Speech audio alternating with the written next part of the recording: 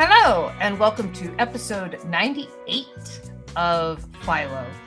This episode is Toxic Avenger Squad. I would like to, of course, introduce my better half and co-host, Robin Fisher. This is Robin Fisher. Good evening. She's doing her mukbang thing, of course, and then our our guest.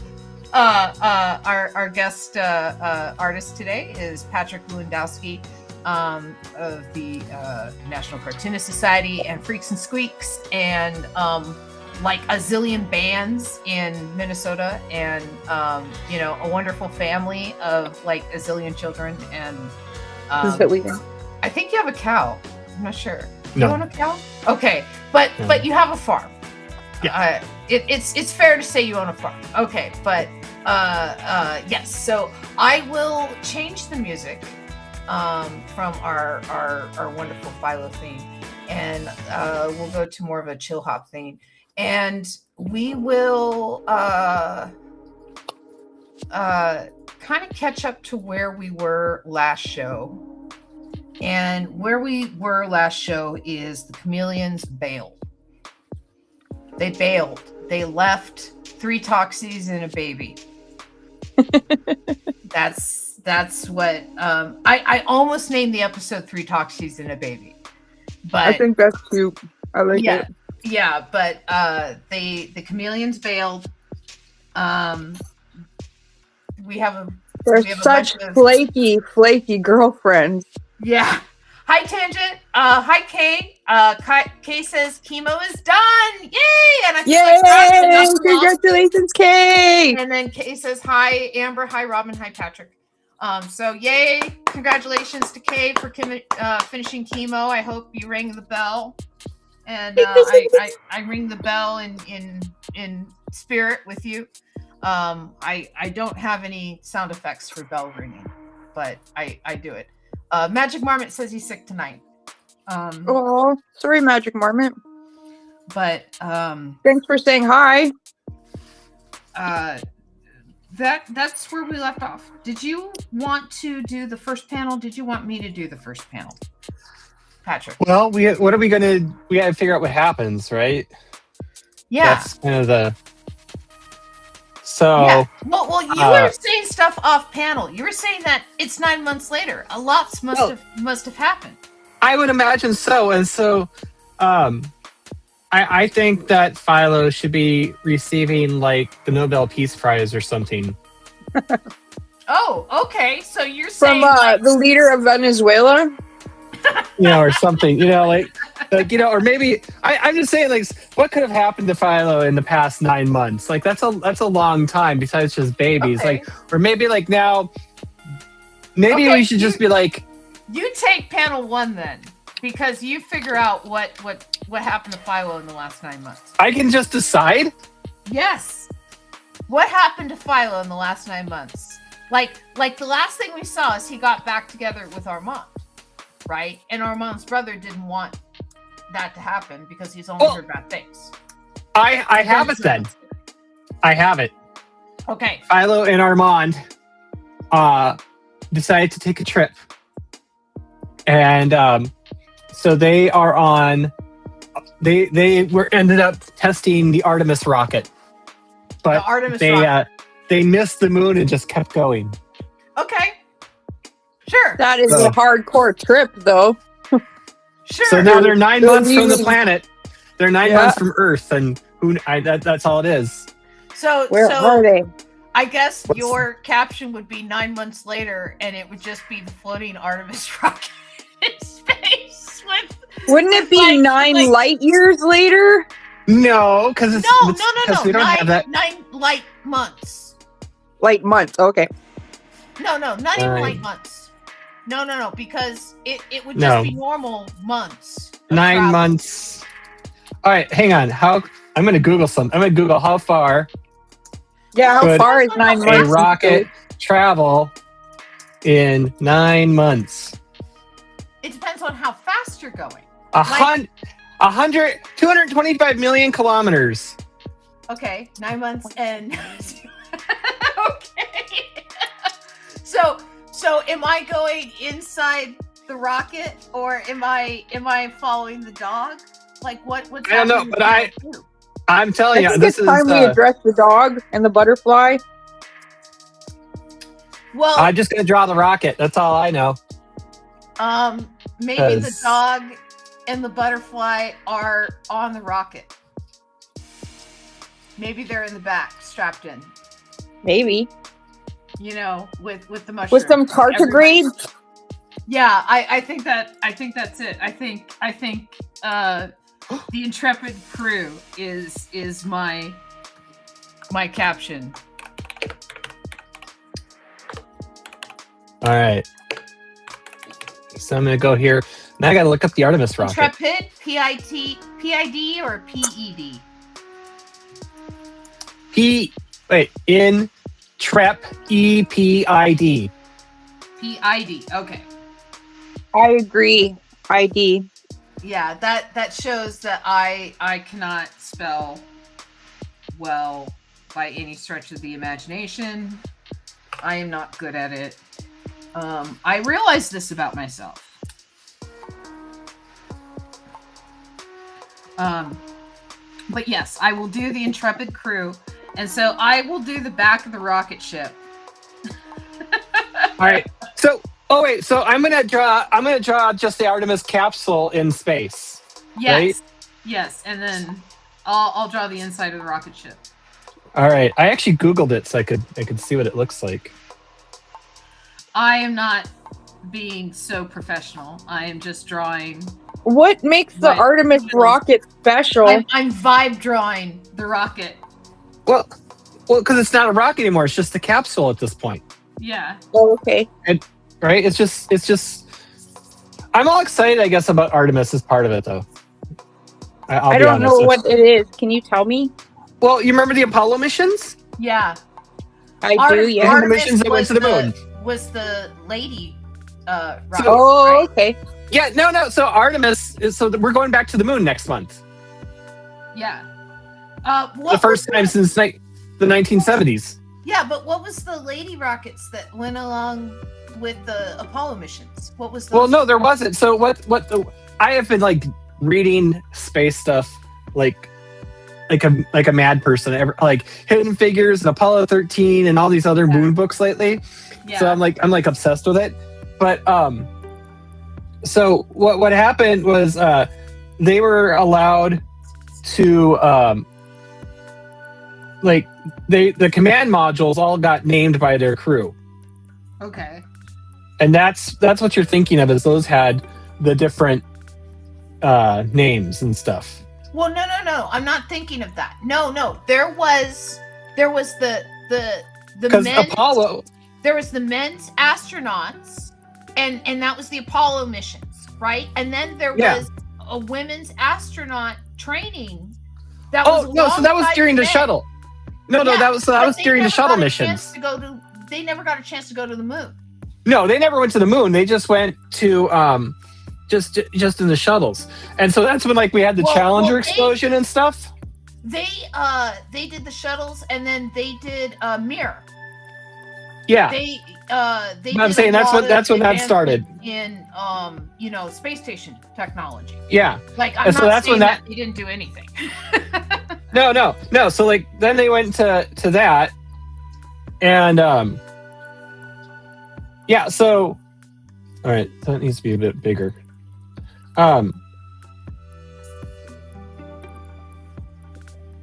yeah, so and the reason these missions now are called Artemis is because, of course, Artemis is the twin sister of Apollo in mythology. And this is the next group of missions to go to the moon. And that is the information I was looking for. What is the significance of these Artemis rocket ships? And the answer is they're going to the moon. Yes. They're going to the moon again. And we haven't been to the moon, of course, since the early 1970s. Since the end of the 1970s. Yeah. Michael Collins was actually one of the last ones to fly a mission to moons.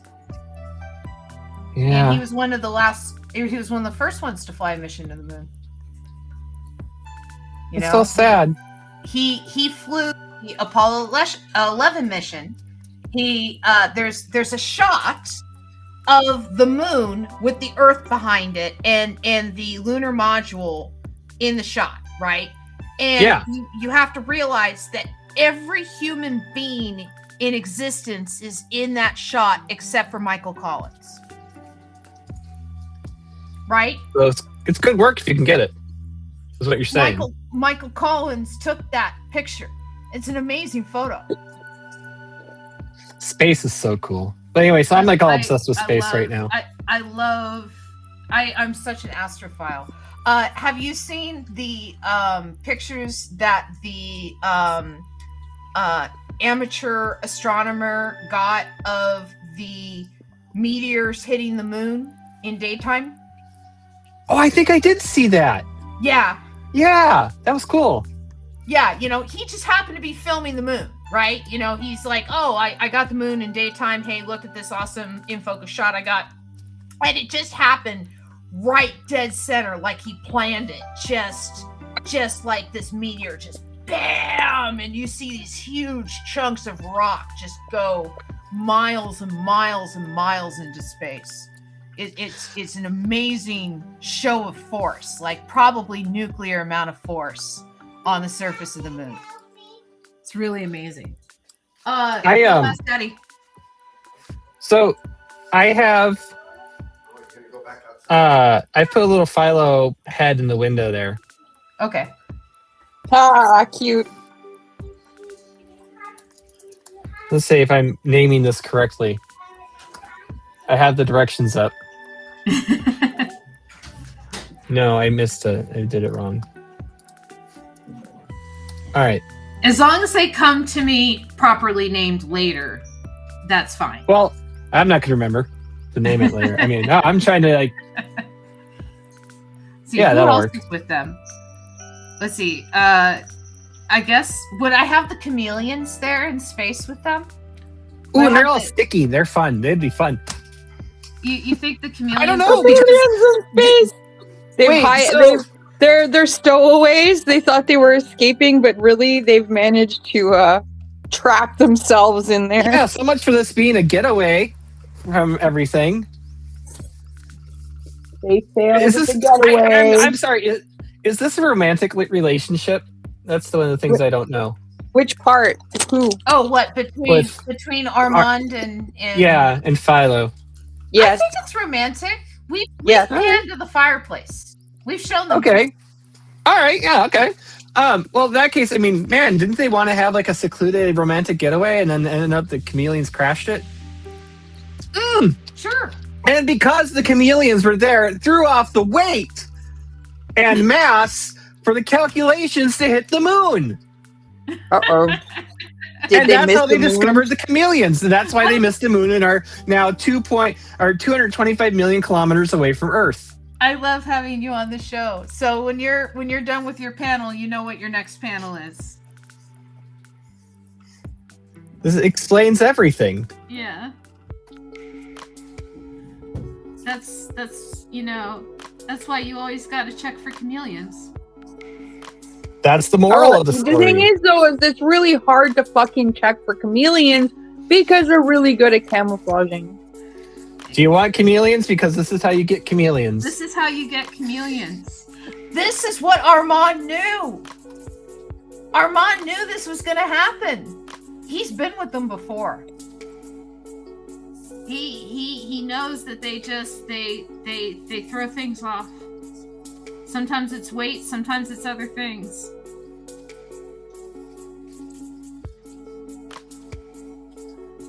But yeah.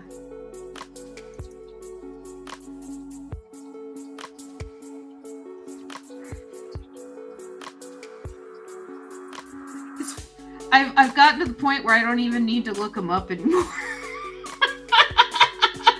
I've been drawing them so much. They're pretty cute. I do love chameleons. Even the word is nice. Yeah. Chameleon. Well, they're cool critters. My daughter's been into this. She's been into this like nature binge. where, you know, she wants to watch stuff about creatures on YouTube, you know, and so we're watching people that keep like, you know, salamanders and chameleons and like different creatures and stuff like that. And yeah, there's this one guy that was keeping chameleons, and you know, he got a female chameleon and a male chameleon, and you know, he wasn't like getting them to try and mate them, but he put them in the same enclosure together and was like showing how the male was like doing his display, and the lady just was uninterested in him. Boy, that sounds familiar. Am I right? Ah. And then you're like, honey, that chameleon is gay. If I had a nickel for every gay chameleon, I'd have 5 nickels, which isn't a lot, but it's weird that it's happened that me. My kid and I were watching Phineas and Ferb just before this. Yeah. Which is a great show. Yeah. So that's why I like that 2 nickels line is in my head. The Rift Tracks guys are returning to Mystery Science Theater 3000. Really? Yeah, they had a Kickstarter, and they raised enough money to basically bring the Rift Tracks guys back. Oh, them again. Yeah. Man, those guys are always coming back, is what it seems like. Well, there was just, you know, for a while there, it was Who Owned the Show, because Comedy Central really created this rift. I get it. A rift track? I get what you did with there. a team. Oh. Yeah. But yeah, it's Comedy Central created this rift between them by basically pitting Mike against Joel, and you know, Joel had created the show, and he had put the crew initially together, and then when Comedy Central picked it up, Comedy Central had Mike as their producer, and then they're like, okay, Mike, you're our guy, you take over, right? And Mike got along really well with the crew at Mystery Science Theater 3000, but Comedy Central basically gave him orders to push Joel out of the show so they could take control of the show. And so when it over years and years and years, and I'm not going to go into the back and forth of it, but over years and years and years, Joel eventually got rights back to the show. And then when he realized that it wasn't really Mike's fault that he lost the rights to the show, it was Comedy Central, right? His beef with Mike was dropped. And so rather than continue that beef with Mike, it's like, let's just work together and please the fans. And so let's do Mystery Science Theater 3000, the Rift Tracks experiments. And so that's what they're doing right now. And that's what they're doing. I dig it. Yeah. So, I think like just as a fan, I think that's cool, but also just as like an appreciator of how media is put together and seeing how they were able to solve that problem, that's cool too.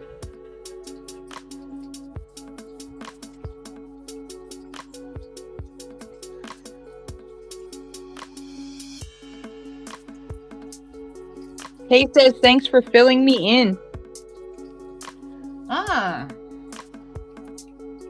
Yeah, I like that's too many hours spent on like forums and IRC back in the day. Yes, Trace Belay is going to be a part of it. She is reprising her role of Pearl. And that's how you say her last name is Belay? Yeah, Belay. It's either Belay or Bollier. One of the two.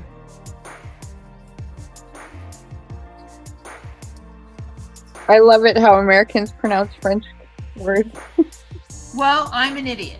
So No, that's not what I'm saying. No, that's not what I'm saying. No, I that's know not two what other you're saying. people that That's have not what you're French saying. last names, and it's how their families have pronounced it for all time. There's the comic artist, you guys call him Rigi, but in French he would be Roger. And then there's For the comic longest writer. time, I thought Travis Charest's name was pronounced Cherish. Oh, well, that's how it's spelled. Yeah. Charest. Yeah. Yeah. But it is Charest. Yeah. And then, but he's Canadian, so. Yeah. And then the other one is Dave Luop. He's the writer of Beautiful Stories for Ugly Children, which is like my favorite comic book of all time. Mm-hmm. And yeah, the French Canadians would have pronounced it Lupre. And then your friend that you were just, or this person, Trace, Dr. we Frank. would have pronounced that Beaulieu. No, Trace Ballou played Dr. Frank. Yes, Dr. Frank is reprising his role.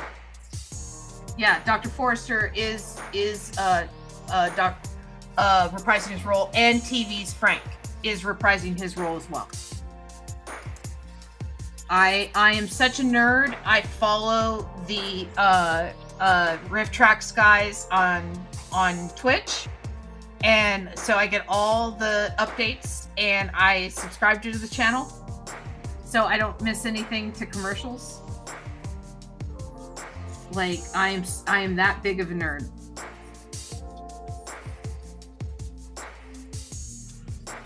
Which I heartily admit.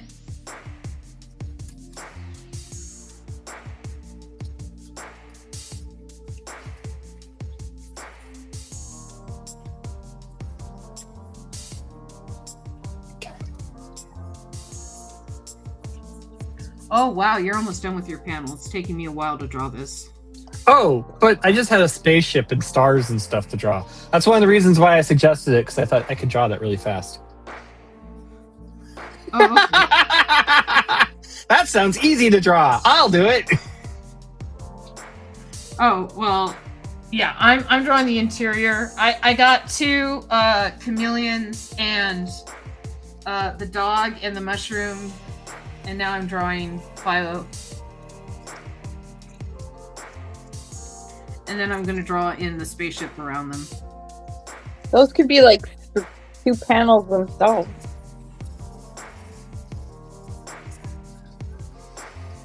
Okay.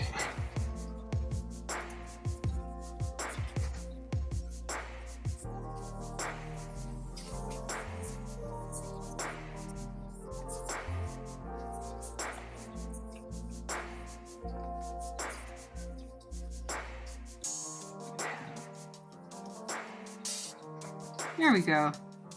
So how is life in your neck of the woods, Patrick? I think it's all right. Pretty much the same as always, I guess. Not a lot really going on beyond the normal. Got kids doing kid things, and Well, there was some stupid person that was like trying to kick you off of the school board. I know that. oh yeah, well, people are always, like I said, it's they did not like the fact that I don't like ice. So, good for them, I guess, if that's who they want to be and all that. It's, but yeah, you don't get to just tell someone you don't just get to say, hey, I don't like that person, so we're not going to have them be on the school board anymore. Yeah. That's not how elections work. Yeah. As it turns out. Yeah. So I take it you basically told them what to do that was on the anatomically impossible involving them and the horse they rode in on? Not exactly. I'm really too nice. I admitted that I did use a potty mouth, and I apologized for that. That probably wasn't very good of me. So, did you call them a poopy head?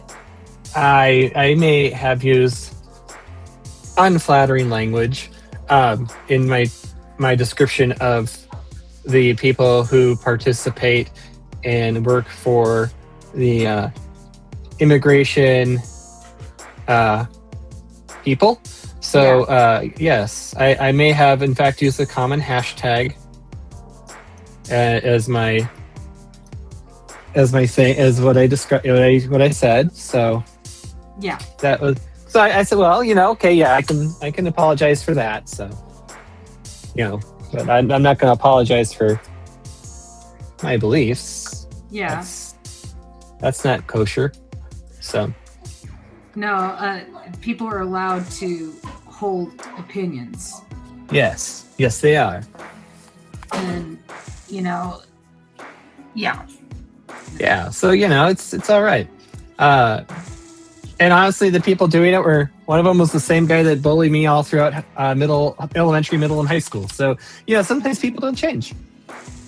No, I understand why you didn't curb your salty language.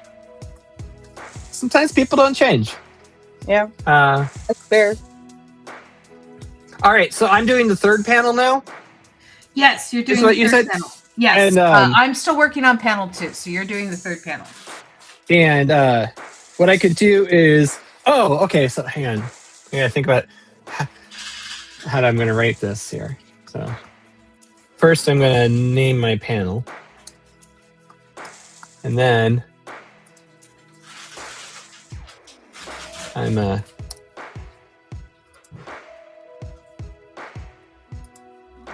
let's see here, because I want to be clever with my writing. Oh, I see.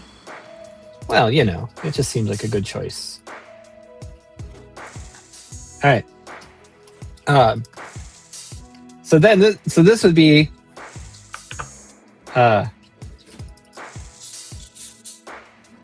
oops.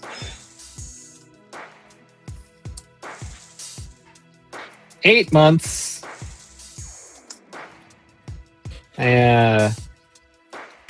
3 weeks. Let's see, how long does it take to get to the moon? 3 days? I think it's 3 days.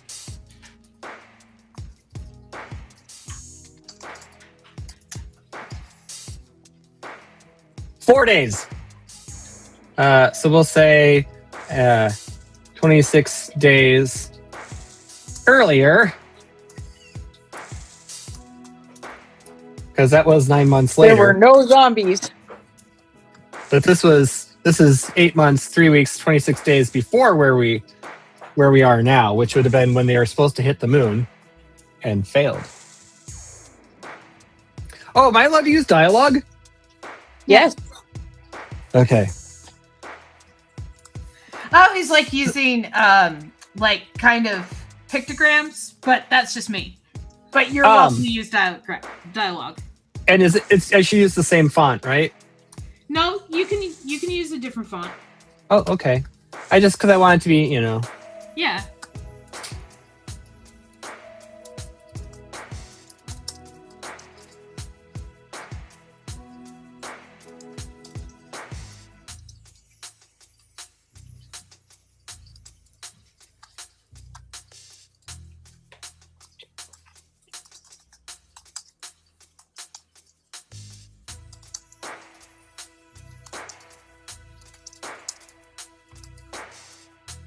All right.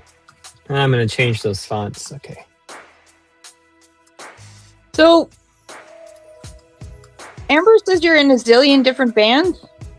Well, to be fair, I'm only in I'm really only in 2, but it seems like a zillion. 2 zillion. Okay, so one of them's a jazz band. Yes. And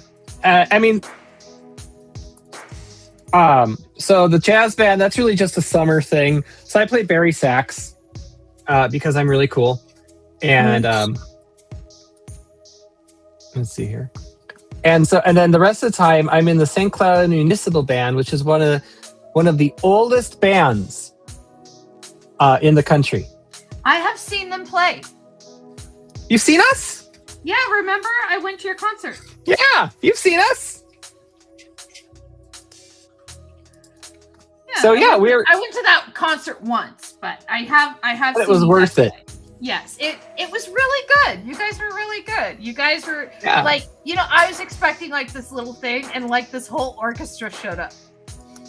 Like, you don't understand, okay? They played at Claxton. Yeah. Okay? You know, Like, yeah. like a Claxton was part of the performance. It was amazing. We do cool stuff. Cool stuff. Yes. Sounds very interesting. Yes. So it was worth it. Okay. So yeah, so I'm in, so and then that's the band like it's year round, and I'm in that. So all right, I've got all my lettering there. Now I can go to the sketch. Okay. You know, if I was smart, I would just get my spaceship from the other panel.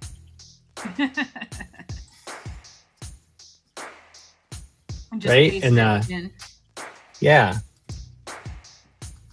If I was smart.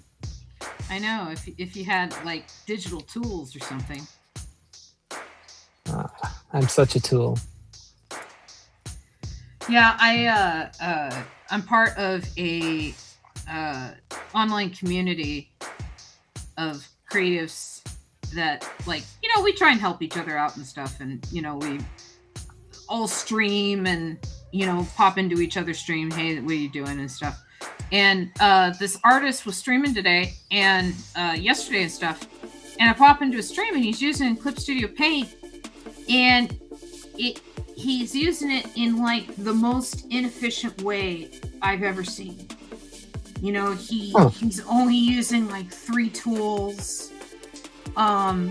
He's not labeling any of his layers, so he can't find anything. Okay, I have a confession. Yeah. I'm really bad at naming my layers when I'm working. Now here's my question to you. Yeah. Do you know what your layers are when you don't label them? Can you find what you're looking for? Yeah, because usually I don't have that many. Like, I have just the usual suspects. Yeah. No, right? Like, I know this guy had like over 100 layers, and they're all layers. Well, that guy's an idiot then. Layer 67. Yeah. Yeah. No, that guy's a moron. And I mean, don't say he's a moron, but he just didn't know how to use. What about dark? Oh, how's that? He just didn't know how to use the program, right? You know, Yeah. and so I was like, okay, well, you know, pop into my stream when I'm streaming a little bit later, and I'll be using Clip Studio Paint, and I'll show you a little bit of what I'm talking about, right? And he pops in my stream. I'm like, yeah, this is how I organize my brushes. This is how I organize my layers, right? And he's just like, oh my gosh, I have a lot of catching up to do. It's like, yes, yes you do. It's like, you know, if you are efficient with your tools treat you well. You know, but you have to be efficient with them. You can't just expect digital tools to help you if you don't know how to use them.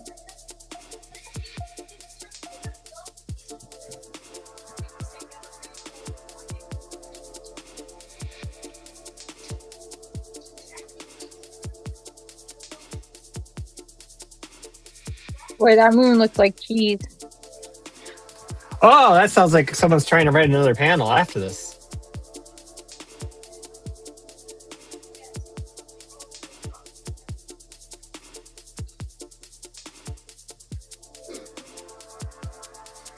Now, here's the thing, okay? Would they know that the chameleons are aboard if they can't see them? Well, so they've discovered that their mass is not what they expected it to be. So they're gonna have to start trying to figure out why would our mass not be right? Because, you know, if they did like an infrared scanning of the ship, they'd find the heat signatures of their bodies, right? One would suppose, yeah. So that could be like a thing. that could be another panel. It's like they need to get to the bottom of why their mask is off and run scans, I suppose. Because you're done with panel 3? Not yet. Okay, good. Because I'm still working on panel 3. No, I need like another minute. No. Good. Well, I need probably a little longer than that on panel 2. Because I have to, well, yeah, because you have like big people and stuff to draw, and I'm like drawing like these objects, right? Like I'm drawing the moon and a spacecraft. And... Wait a second, those constellations aren't accurate. Sorry, James Cameron.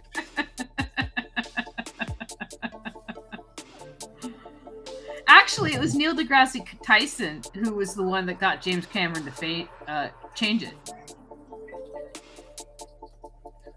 You know, it wasn't like James Cameron was like, oh man, I got the constellations wrong. You know, he was just trying to tell a story, right? It was Neil deGrasse Tyson who went, those constellations are wrong. Yeah, I'm a nerd. Yeah. I can't enjoy this movie now. Yeah, you know. It's like I was watching a video on YouTube where a guy was talking about how you'll be watching a movie about like time travel or something, and then like something normal isn't working like it does in reality, and that's what takes you out of the movie, right? It's not the time travel, it's not the fanatical aspects of, you know, or I should say the fantastical aspects of the story, right? It's this real world thing that doesn't work properly, right? And so like one of the examples that he was using was in Terminator 2. At the end of the movie, when you see the Terminator, you know, go down into the metal and he's thumbs up and he's sinking down in the metal and stuff, that wouldn't happen because the metal, he would just float on top and just be like, I'm floating on top of the metal until he like melted into the metal. Yeah. Right? And but they're like treating it like it's like a pool of water. And so it was an interesting, you know, thing. And so I'm like, the guy was going over all these examples of how metal was treated poorly in films. And like, I'm watching this and like part of me is going like, oh, okay, yeah, I can see that, how that's inaccurate. Oh yeah, in Lord of the Rings, that's not how lava would act, right? Like he wouldn't sink into the lava either. He would be floating on top and stuff like that, right? But then I realized, like, this guy is probably, like, the worst person to bring to the movies. Right? I poke holes through everything. Right? You know, it's like you bring him to the movies and you're like, oh my gosh, we just finished watching Lord of the Rings,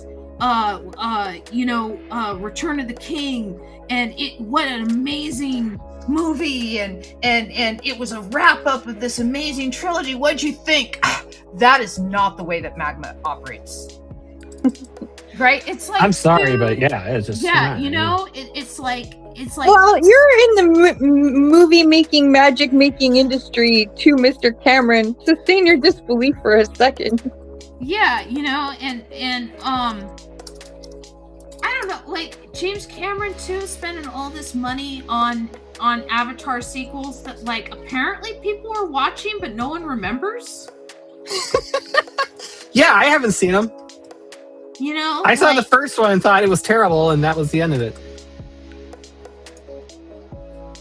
So I did see. Okay, so I think also the reason I'm in a space mood is I went and saw Hail Mary last week with my daughter. I heard it's good. It is amazingly awesome and fun and great and wonderful, and we loved it so much. Yeah. And you're on Space Binge anyway, so. Yeah, right? So it's just great. Have you guys read the book? No, but I know that all of the effects in the movie within the ship are practical. Right? That is true. The ones outside the ship, some of them are digital because we just live in that age, right? But within the ship, It is 100% practical effects, and I absolutely respect that. Like, the alien is a puppet. Yeah. And voiced by the puppeteer and everything, and it's just like, oh. But it's and it's just so fun. But yeah, so I think that's maybe why I'm in such a spacey mood. Yeah. Yeah, Ryan Gosling, man, he's been making some. Okay, because like Barbie and now this and Blade Runner, it's like he's kind of cool. You know, I can't believe the guy from Young Hercules ended up being this. You know why he picked Barbie, don't you? I saw that. Yeah, right. Is the thing is like the whole point of the Barbie movie is girls take Barbies and try and understand larger ideas with Barbies, right? You know, that's what Barbies are about, is like, you know, it's girls figuring out the world through Barbie, right? And you know, he didn't like the character when it was first introduced to him because he was like, you know, like basically the people are gonna make fun of me kind of trope of it, right? Yeah. And then he goes home and his daughter happened to have Barbies, and he was, you know, asking his daughter about what she was playing and stuff, and Ken is lying face down in the mud with a squished lemon next to him. And he's like, why is Ken face down in the mud? Oh, he died from arthritis. As you do. Right? And he realized that was exactly what Greta was talking about, right? In her pitch to him in person, right? When she's saying that's what girls do with Barbie, is they're trying to understand the world and everything like that. That is like, 7-year-old daughter had heard of arthritis in the world, didn't understand really what it was, but knew that people are hurt and like can maybe die from it and stuff. And so Ken had died from it in her play, but it was Ken, right? So he's face down in the mud, and he said he totally understood the character in that moment. And he said, I can play Ken now. Yeah, it's all about relating, right? Yeah. And he's like, I get it now. I get who Ken is now, right? Is like, it's about the girls understanding the world and everything like that, but Ken's not part of the Barbie world, but he is, right? And so so it's like, oh, we gotta kill someone. Oh, we'll just kill Ken. Man, when my kids were young, my oldest daughter, people were dying constantly in her play. Okay, so when she had Barbies, when she had Barbies, I got her the Kens, and like I'd play with her, of course. Yeah. And I just referred to the Kens as the dude bros. Yeah. And so like that's what she called them for the longest time, the dude bros, as like a little kid. But like, and then like we had the like the superhero figures that were the same size as the Barbies, and so all the Barbies wanted to date Thor and Hawkeye, and Captain America, and then we got Batman, and forget about it because Batman is my daughter's favorite. So still to this day, her favorite. What happens after they scan the ship? I don't know. Here's my little scanner panel. It's like, here's the scanner right here, and I'm getting little blips of chameleon on it. It's coming from inside the ship. I'm thinking, you can do an alien thing now. Yeah, that's kind of where I was going. Is that then we have the thing with like the reader on it. I mean, we were talking about James Cameron. And you're like, there's something we missed. They're in the vents. They're in the vents. Yes, I'm gonna do. They're in the vents. Game over, man. Game over. Okay. Panel 4 is they're in the vents. No, this is panel 4 I'm doing right now. Because panel 3. Then I'm panel 5. You're on number 5, yeah. Okay. Because panel 3 was them missing the moon. So. Okay. Then I'm again. Yeah, you're right. Okay, I want to point out I have gotten out of having to draw any characters so far tonight. Yes. You're very clever finagling on your part. Like, I have like a little silhouette of Philo's head in this spaceship. I have a finger right here, you know. Like, You have a smudge that is a chameleon. right? Teague, Like- as a fellow artist, I'm sure he's like slipped in a glass to you, and then K2, as a fellow artist, I'm sure she's lifted a glass to you. Like, but I if this was my own comic, I would never get away with this. Oh, I know. Right? Because what do I know how to draw? I know how to draw my characters. What's the quickest thing to draw? My characters. Yeah, but now I have to. Plus, your boss is kind of a look jerk. up, I don't think he'd let you get away with it. Alien movie life reader, right? That's what that Yeah. thing's called, right? Alien movie I don't life know. reader, The scanner scene. I don't know. It's a radar, life scanner, life scanner. not a radar. Okay. Yeah, that I found a good picture of it. Okay, excellent, nice, awesome. I'm gonna go easy on myself, and I'm just gonna draw the scanner.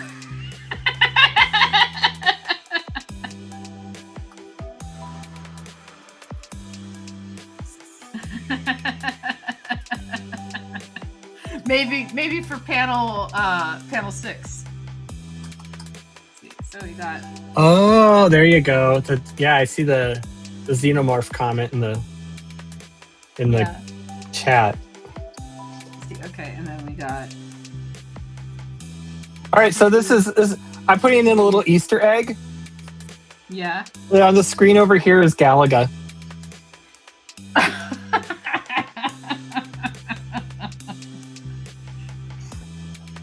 Yeah, I gotta have you on the show more.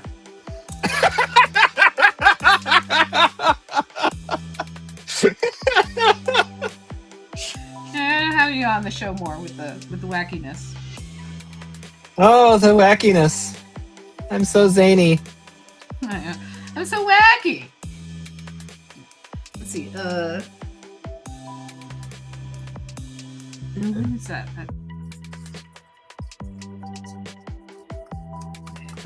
That. And then.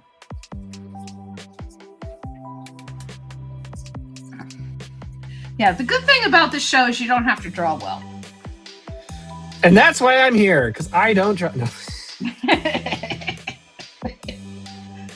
Yeah, there's, I'll have like these professional artists on the show that like, make their living like in Hollywood and stuff. They're doing this awesome art that's like, that's why they have these jobs, right? And they're like, wow, Yeah. you're so fast. And it's like, but you're the one making the living. Like, me being fast is nothing. Like, you're the one making the living at it. And I'm not. You can be good, you can be fast, but man, good and fast. That's Good and the fast, yeah. That's the trick. trick. That's the trick. Okay. All right. Yeah. Man, I'm just cruising today. Yeah, look at you go. I did 3 panels almost now. How many did I do last time? I don't remember. I think you did 3 or 4. I think I did 3 last time too, so Yeah. I'm feeling okay with that. Let's see, and then I'll put a chameleon on the screen.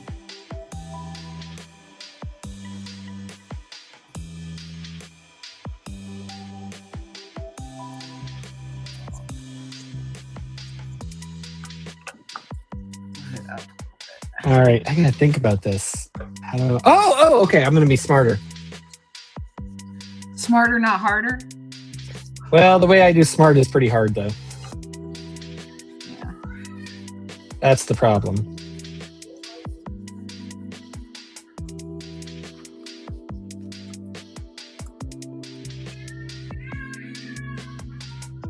Let's see, and then Oh. No, I did that right.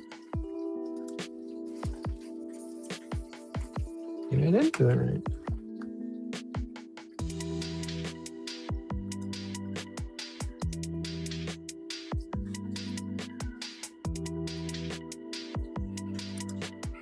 okay, Yeah. and then we'll have a little plug down here. Okay, how do they screw this up? I don't know. I don't know what you're trying to do. I thought I just... oh, I know what I did. Okay. Duh. Okay.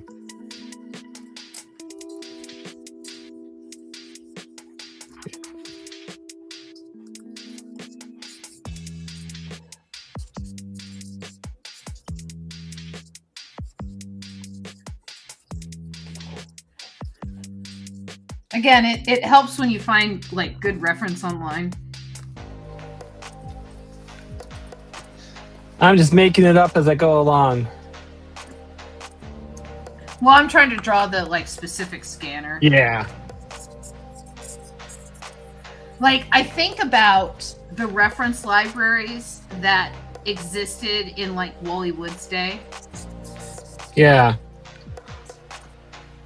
You know, where they just had file folders just full of like pages from National Geographic, and it's like that was your reference. Yeah. Oh, I remember, like when I was in college, like people started, you know, like building files and stuff, and then digital cameras were just hitting. And one day, my advisor came in, and he was all excited because like the Canon came out with their little ELPH camera, which was about this big. Yeah. And he's like, this is a 2-megapixel camera. He goes, that fits in my pocket. He's like, anywhere I go now, I can just shoot reference photos, and it's just really easy. Yeah. Which is, you know, it's just kind of funny to think of like today, you know, like what we all have. But it was really exciting for him at the time. I was trying to explain to my daughter how amazing GPS was. You know, the fact that like it didn't exist when I was a child. Yeah. You know, and like you don't understand, child. Like this is an amazing invention. Like we had to navigate with maps. You know, one of my first jobs, I'd have to drive to birthday parties all over and have to use Thomas guides. Or when MapQuest first came around, I would print out MapQuest directions, right? And I remember that was like a big improvement because I could just type. Oh, that was amazing. Yeah. You know, and I was like, oh my gosh, this is amazing. I could just type in the address, right? And you know, she's just looking at me like, oh, Mom, you're so old. How old are your kids now? All right, so oldest is a junior in college. Oh, that's right, at MCAD, right? At MCAD, yep. He had Comic 1 this semester, in fact. Aw, with Barb. Yeah. No, someone named Bob. Bob? Yeah, there's someone named Bob. Okay. Yeah. And then I have an 8th grader, a 6th grader, and a 4th grader. So. Yeah. It's, like you said, a gazillion kids.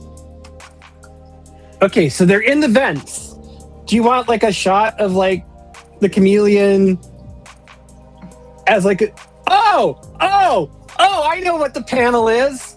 Oh, what's the panel? I know what the panel is. It's obvious. Wait. We had a suggestion.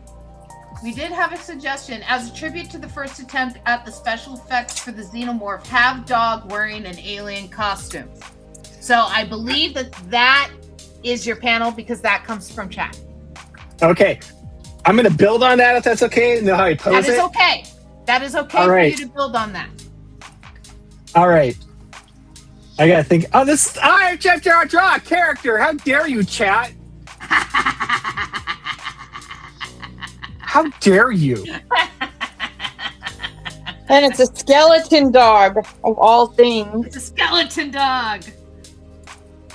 All right. It's a skeleton dog dressed like a xenomorph. So a really easy thing to draw. This is super easy.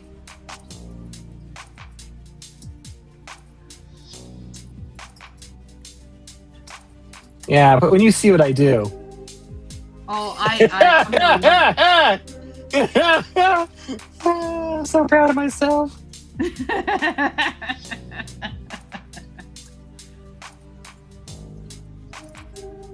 Oh, this is gonna be chef's kiss. How much time do we have? We have a half hour. So Okay. You got time. All right. Now I gotta.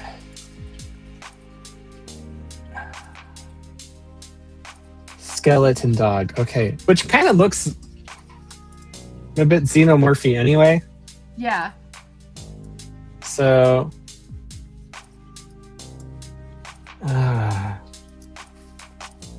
Okay. I literally have 2 different reference photos up now. Because I got the dog and I've got. As you should. Okay. This is the hardest. This is the hardest thing I've ever drawn in my whole life right now.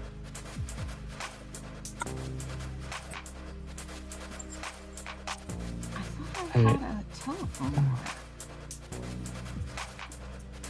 What about that?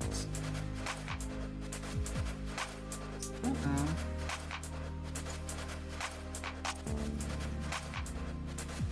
No, I don't want official tutorials. No. No, I clicked on the wrong thing. The wrong thing.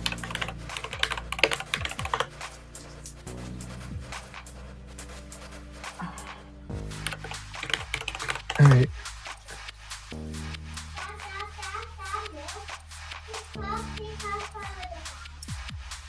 Let's see. Do they have cord? I mean, I could like just sit down and just draw the cord. Antique telephone. I don't want that. I just want the cord. Ah. Nope. I'm just gonna have to draw it like an artist. Fine. That's too big.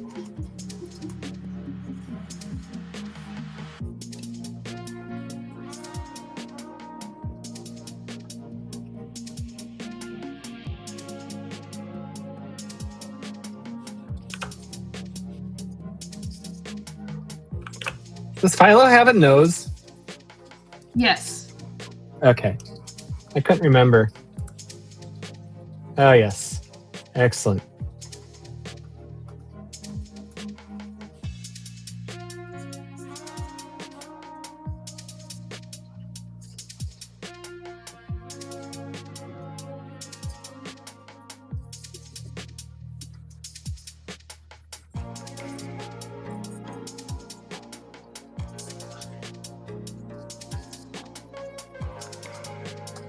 Oh. I thought we lost Robin for a second, but no, she's still there. No, I'm still here. Okay. Okay.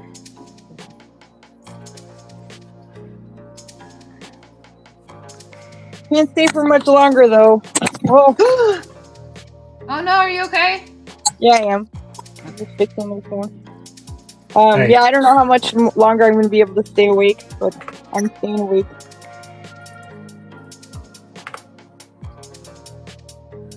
Yeah, no, I know it's late for you. I appreciate all the time you can give me. Oh, you did a good job on the cord. Yeah, not bad for a quickly drawn cord. But again, I'm doing like really quickly drawn stuff, so.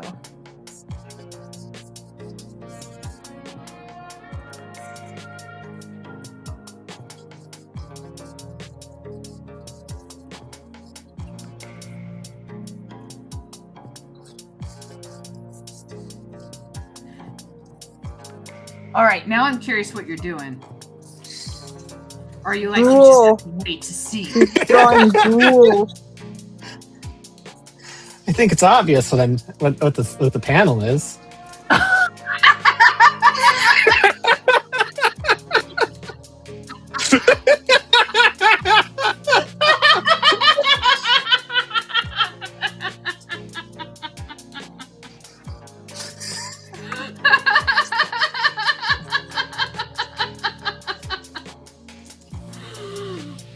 I approve of this message.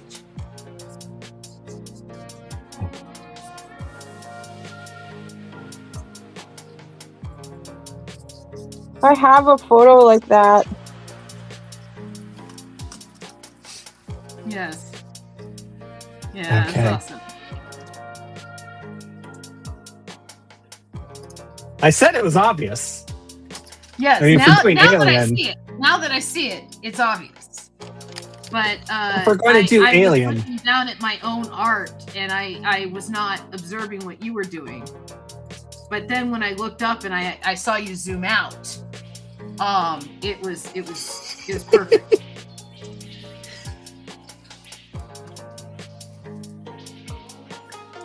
See, this is what 20 whatever years of being a cartoonist will get you. Is Yes. these kind of amazing ideas. Yes.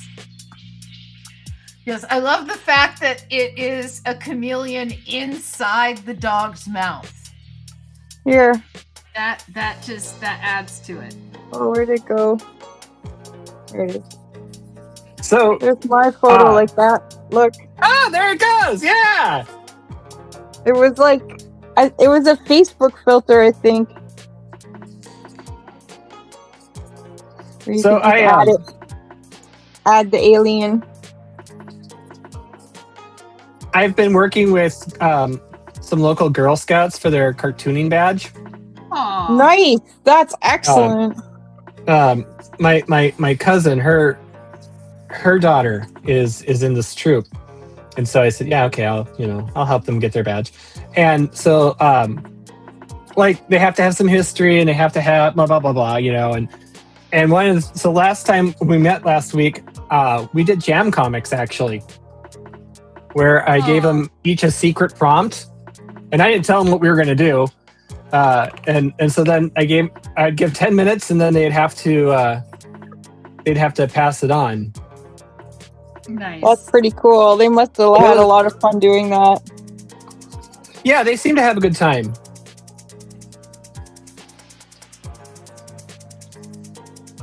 I was in Girl Guides. There was no cartooning badge when I was in Girl Guides. What does that badge even look like? I'm Googling it. I don't know. Chameleons have forked tongues. When I was in Girl Scouts, it had a little word balloon on it with the Girl Scout logo. And what we did for ours is we had to write a cartoonist and we had to draw a comic.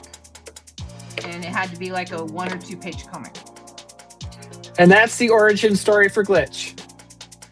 I was 6 years old when I joined Girl Scouts, and I think I was about 12 when my troop disbanded because the mom who was running it, she got busy with some other stuff that her kids were doing, and she couldn't do it. And no one else took over the troop, and so the troop disbanded.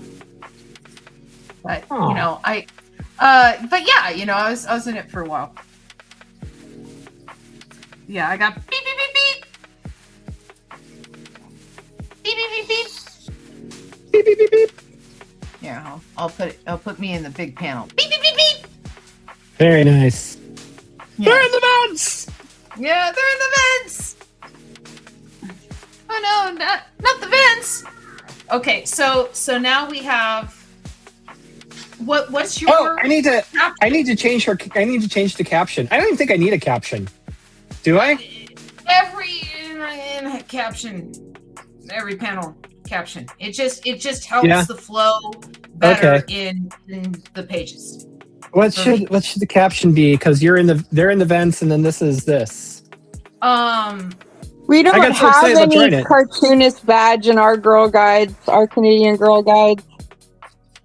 We have a collector badge, but it's not like comics or anything.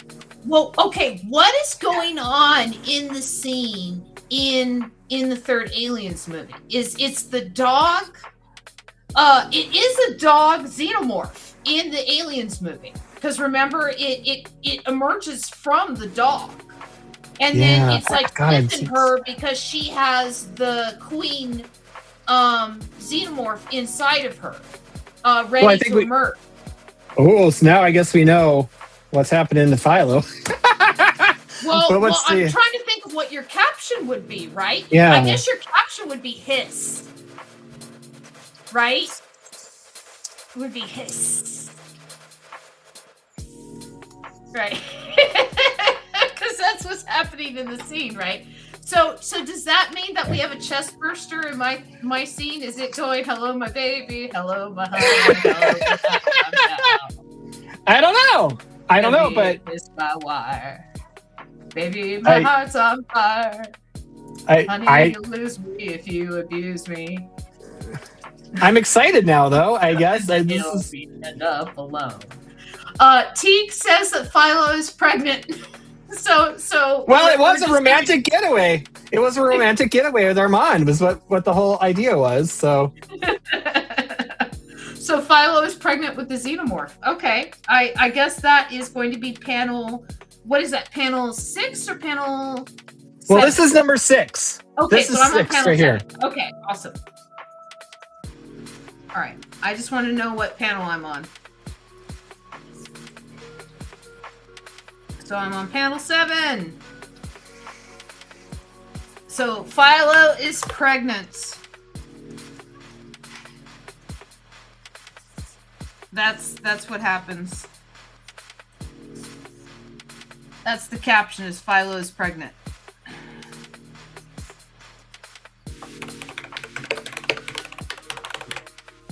But what I'm going to do is I'm going to look up, like, the 4th Alien movie, the one that Joss Whedon worked on. Oh, the really bad one. Rewatch it. Okay? I haven't seen it since it came out. Okay, rewatch it. It is the precursor to Firefly. Right? Because like Ron Perlman's character is Jane, right? And there's like that Firefly feel to it. Like you could feel those characters floating around in his head, right? And you have to understand that he was like the 7th or 8th writer on that script. And so he was doing mop-up cleanup at that point, right? And he was brought on as the script doctor when they were shooting the thing. Yeah. Right? So that is a production hell scenario, right? Well, and as long as he got to see some women's feet, I think he was probably okay with it. But rewatch it with that in mind, that it was production hell, that like it had too much production interference, like producer interference, and like higher ups and executives saying we need this in this movie and stuff like that. And it has like some moments of like real good sci-fi action to it, like the scene of the Sigourney Weaver clone on the bed saying "just kill me," like that's like sci-fi gold. Right. And I mean, that's a Joss Whedon moment. Like you could tell that was him trying to clean up the writing, right? Because someone had said we have all these clones of Sigourney Weaver because they're trying to make the queen, right? Someone said that, and then he's like, they can't want to be there, so we got to have one of them say "kill me," right? And have some kind of humanity there. Right. And you can tell by the makeup in that scene, because it's kind of slapdash makeup compared to the rest of the makeup in the scene that's really high caliber, that was one of the pickup shots to try and tie that scene together.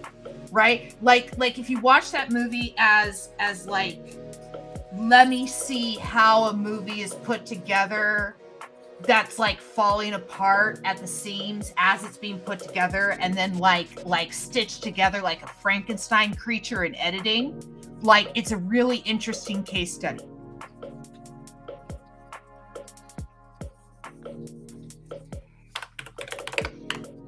Oops.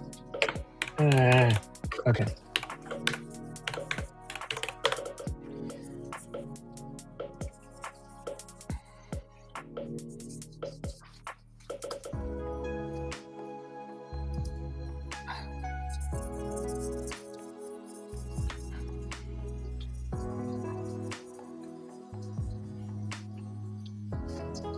Okay, I know what we'll do. We're going to have Philo looking down, and there's going to be an X-ray here. No, it should be an ultrasound, shouldn't it? No, it's going to be an X-ray, and we're going to see the xenomorph inside his chest. Is it a xenomorph? Cool. Okay, wait a minute. So is it a xenomorph, or is it just he's pregnant with Armand's child? Because it's a romantic getaway. Oh, it's a xenomorph. Like a xenomorph chameleon. So I was going to make it a xenomorph chameleon. Okay. All right. Yeah, I was going to make it a xenomorph chameleon. You know, of like him going like, oh no, I guess I got pregnant with the xenomorph chameleon when I was in space. How did that happen?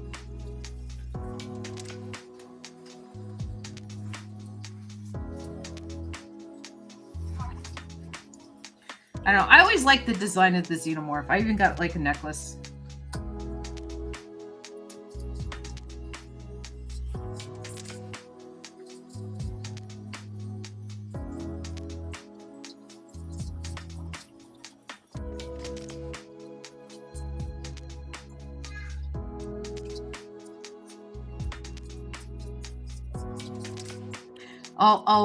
I'll draw Armand going, oh no. Or maybe now Armand's going to feel like Philo cheated and feel hurt. Well, as they just got back together, now Philo's pregnant with somebody else's baby. Well, with not only that, but his ex's baby. Yeah. Oh, this is even worse. I mean, that's drama. Are we going to end up back on Sally Turtle Raphael? Yeah. You know, sometimes they would do that on that show where they would have like now we're returning back to this family. Huh. You know, they would have like people come back that were like popular guests. And watch the whole family disintegrate a second time. Yeah.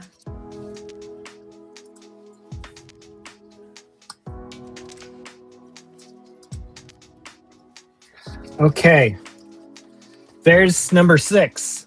Do I have enough time for another one? You have 15 minutes. Do you feel like you have enough time for another one? Okay, well, what is the next panel? After he's pregnant. I don't know. Armand is shocked and says, how could you with my ex? So it's just a shot of Armand being upset. I honestly think they would go back to Sally Turtle Raphael. I think that Sally Turtle Raphael is a character on the character page that I linked you to. Well, wait. So, but don't we need the panel where Armand is upset first, though? Like Philo is pregnant. If we show, I know. Oh. Okay. Well, you would show him upset on Sally Turtle Raphael, and then that's our cliffhanger for the next episode. Okay.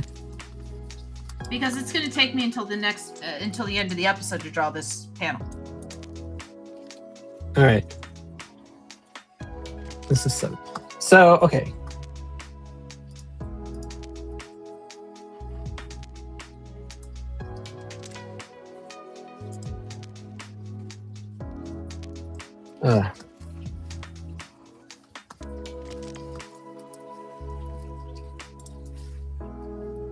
I'm giving him little heart undies. Philo had my ex's baby. Or is having. Is having my ex's baby. Is that what you're putting on there? Is having my ex's baby, because that way the baby isn't out yet and you can have a whole birth thing. Last time I was here, we had the birth of the internet. So I apparently have I'm just all about procreation when I come on. I'm like Tracy Morgan. People are getting pregnant. Just by looking at your page. All right.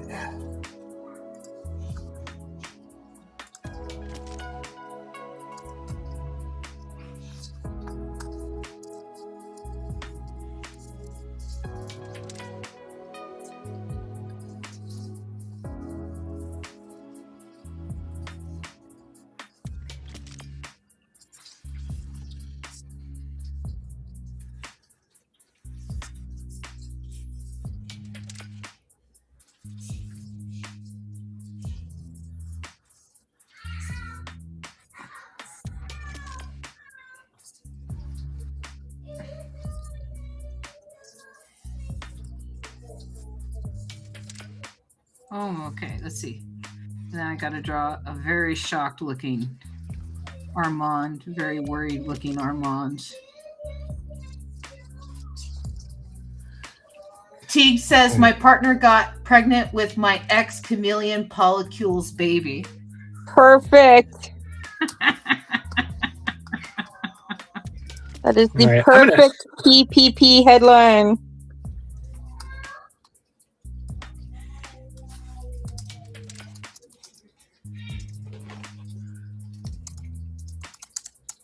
With my what? With my my partner got pregnant with my ex chameleon polycules baby. Am I allowed to have 2 lines on this, or is just one line singular? Yes, you can have 2 lines. You can shrink it down a little bit.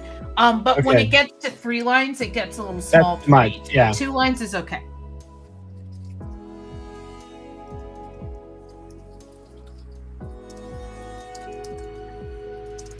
Yeah, and when I make the books, I clean it up a lot. So for the online version, it's not as clean, but for the books, I clean it up a lot. Okay.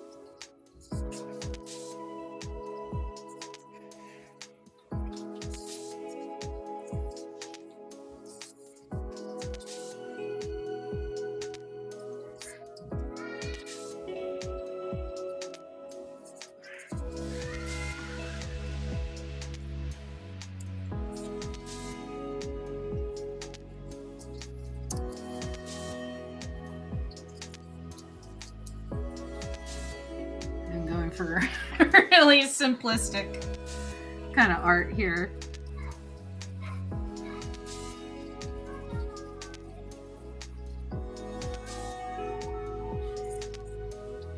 Oops, too dark. All right, guys, there's 10 more minutes. I think I'm going to go to sleep. All right, good night. Bye. Good night. And I look forward to being surprised when I come back next week. All right, I will see where you guys take it. It looks really good. Next week we have Jim Keefe joining us. Shut up! Yeah, really? yeah. So we have Jim Keefe joining us from King Feature Syndicate fame. Excellent. He is current artist on Luann. Okay, no, wow. Sorry, not Lynn. No, I'm sorry. No. Sally Field.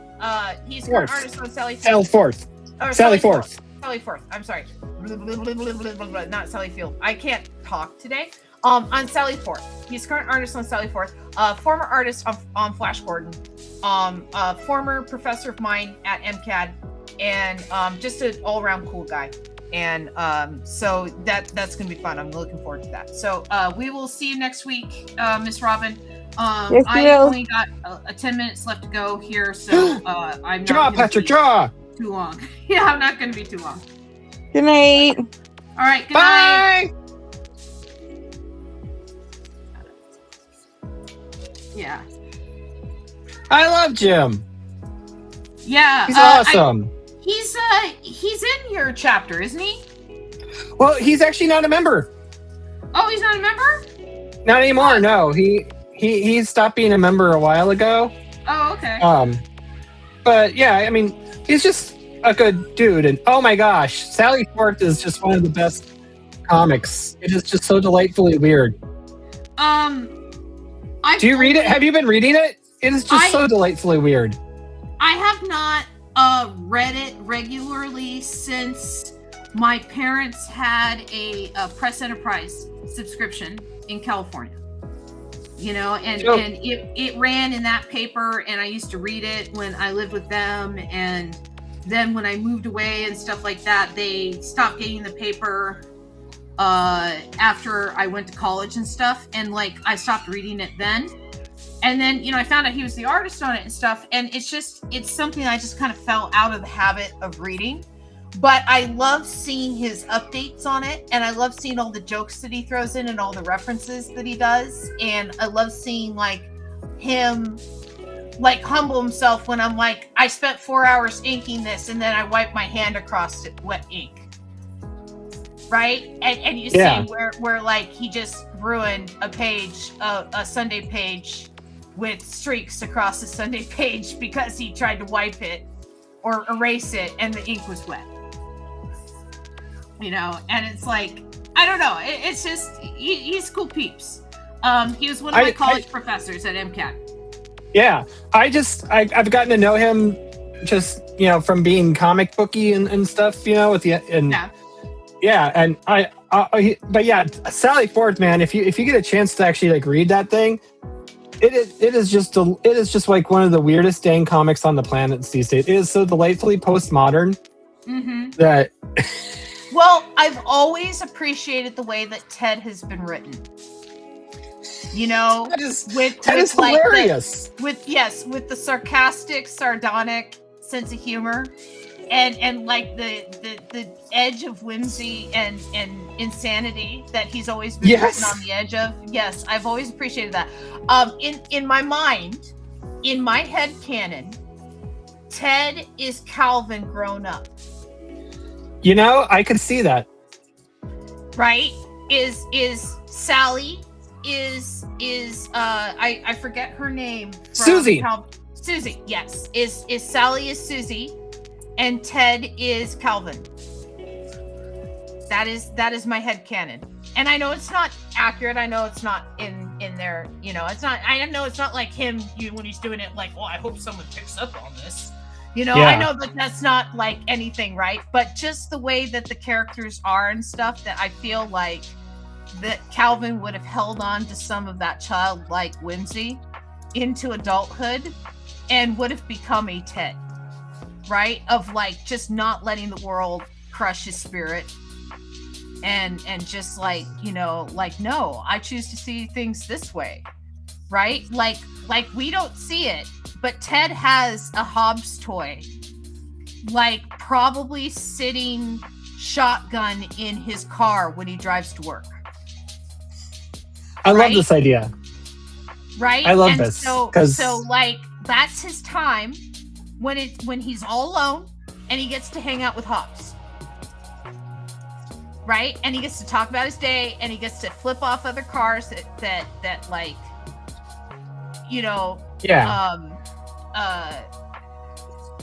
like cut him off in traffic and stuff, and he gets to hang out with Hobbs and talk about what's going on with his kid and everything like that. And then and he's like, okay, I gotta go to work, and he shuts the door and Hobbs is a toy again.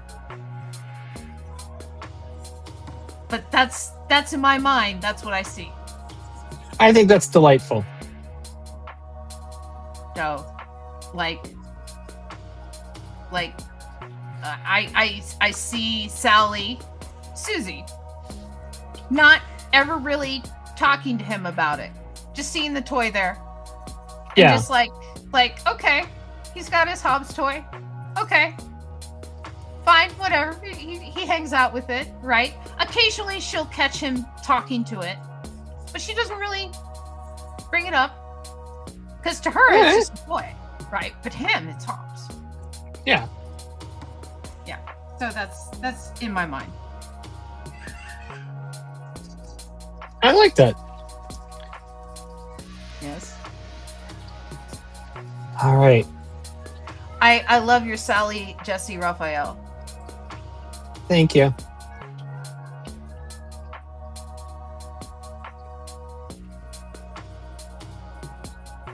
Or it was Sally Turtle. Sally Raphael. Turtle Raphael. Yeah. Yes.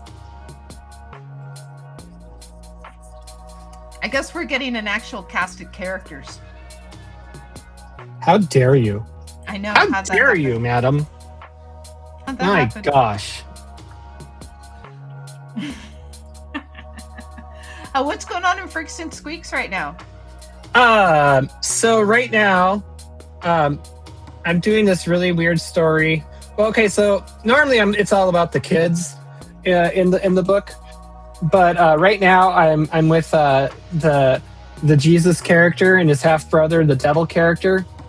And what's happened is the guy who was running Purgatory has retired, or basically made it to heaven. Mm-hmm. So they have to find a replacement. But first, there's the retirement party, and so JC, i.e., the Messiah, he had to get a date for the party, and it's just been a whole thing.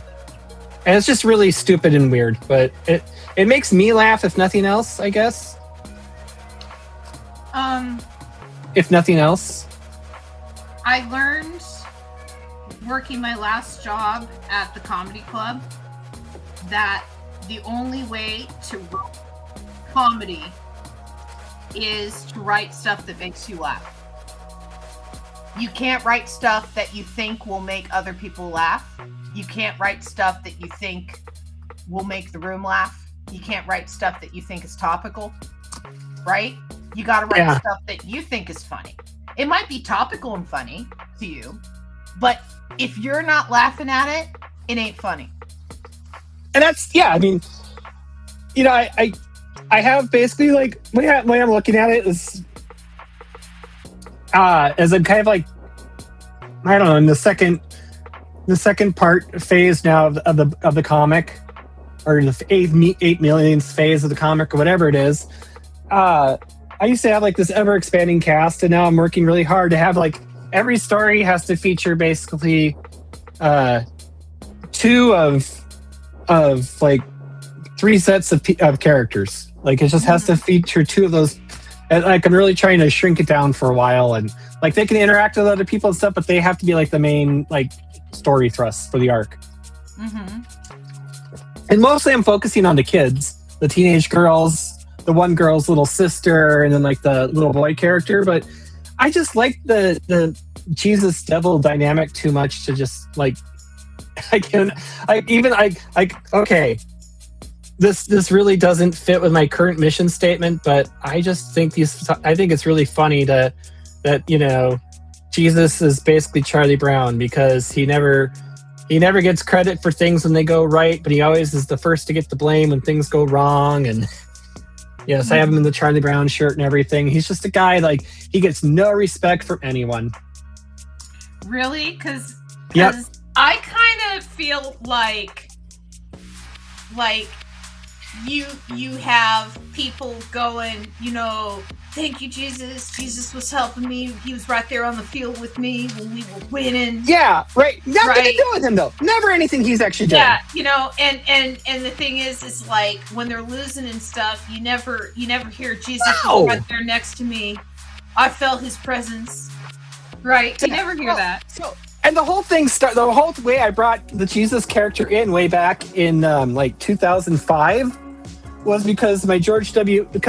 Bush is always talking about, and his voters are always like, Jesus is in the White House, and Jesus this and Jesus that, like we're doing God's work and stuff. And so I just had a strip where my George W. Bush mouse text was going on and on and on about that, and then it just cuts to heaven with Jesus going, "Stop saying my name like we're friends." And that's how I got into it. So then then the whole thing was like he decides to come back to Earth to like set the record straight. Yeah. But he doesn't want to have like a second coming, because that would be the apocalypse. So instead it's like he said it's going to be a first and a half coming, like those crappy straight to video Disney sequels.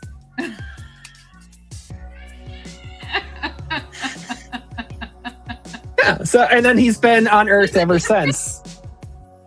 What? Pre-coming. Yeah. Well, a second. I mean, that, well, would that be? Wait. A pre-coming. Would that be a premature coming?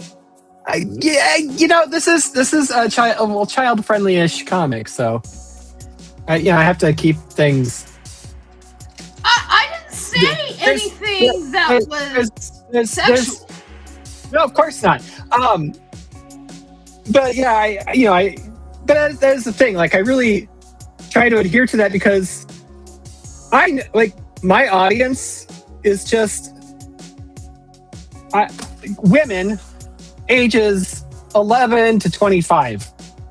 I don't know why.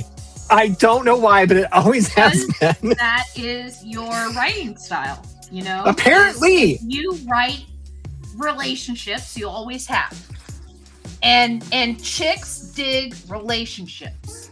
Well, they like it in their stories. That's why they like erotica, is because erotica doesn't focus on the sex. It focuses on the relationship that leads up to the sex. And the sex are the spicy parts, right? Yeah.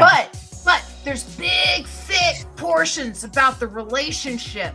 And then you bet they're big and thick. You know what I mean? Right? Yeah. And my stuff is just all about friendship. Or like the sisters. Yes. The two sisters having, being, and I never set out to like write women though. I just set out to write people, I guess. The only reason like they started out like with two teenage girls is because I started doing Freaks and Squeaks when I was in college. I was in McLeod's class and I was really sick and the final was due. And his final was to do, everyone brought in an object and swapped objects. You had to do a comic involving their object. And I got a Lego plane. Yeah. And I had a 102-degree fever and I'd been watching Daria and I saw the Lego plane and I thought about the mouse and the motorcycle. And then I just used the Daria characters basically as mice originally. Oh. And that's where it all started. And then I'm like, well, this is kind of fun. And like, but like, I gotta show you a comic I did at MCAT. I gotta show you a comic I did at MCAT. You just reminded me of it. Give me a second. Oh. You just reminded me of it. It's kind of funny. You may not laugh. It makes me laugh. Well, that's all you said we need to do is make ourselves laugh. Oh no, the virus is still there. The virus is back. Okay. Sorry, I have to tell someone what's going on. Okay, so I don't know if you can see this. Yes. Okay, so this is a comic that I did at MCAD. We had to do a comic, and this was the first comic where it was like, you can write whatever you want, right? And it just had to be an extra X long, and it was a lettering assignment. Okay, so we had to practice our lettering, right? So, born from the primordial ooze of raw talent lurking in the depths of Glitch's mind, lives the individual parts of her inner self, torn apart by science, that unite as the psyche, right? Starring the introvert, the extrovert, co-starring the extrovert with the brain and the heart, special guest boredom troll as himself, Spontaneous the cat.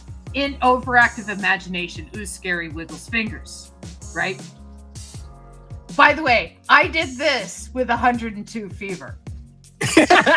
Why is it that finals and fevers always coincide? This wasn't a final. This was a midterm. But the visual representation of your psyches have come to the conclusion that you need sleep. I'm not even tired. I would like to point out that you're hallucinating us right now is a sign that you're exhausted. Hardly. Seeing things is only the first sign of sleep deprivation. Duh. You're right, heart. It is time, right? Because my heart communicates through music. Rhythms, right? yeah. Attack! And so they attack me. And then they're holding me down. Someone grab the head, strap her down, make her sleep. Damn you minions of my creativity, you mutiny against your maker. Delusions of grandeur. This isn't a good sign. More twine! More twine! Is this how it should end for Caesar? Must pry pencil from fingers. I'm not overworked. Let me do great things. I must draw. Not today. First, you must do small things. Unhand me. Bad touch. Bad touch. No. Fine. You forced my hand. Right, and sprays my eyes. Right, and then pepper spray. My arch nemesis. Unhand me, mind beast. I can't rest now. Oh no, she's morphed into Glitchzilla. Oh no, how will our heroes get out of this one, kids? The peril, the drama. Tune in next issue to see the fantastical end. Will there be able to tame the she creature? Same glitch time, same glitch station. Be there or be somewhere else. other than here.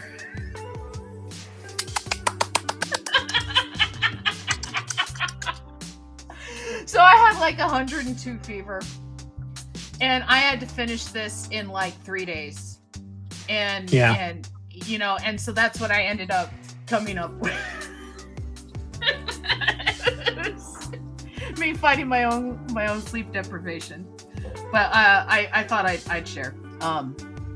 Wonderful. There's no reason to continue with that insanity. We are done with the show, I think, for right now. Yay, I appreciate it. Thank you so much for joining us. And this has been produced by me, paddlepaddle.com. If you want to check out my website, that's where that comic was at if you saw it. CaptainT.keenspot.com, I got to get back to. Patreon.com if you want to support me. Twitch.tv, you should be watching on this. And YouTube is where all the episodes are at.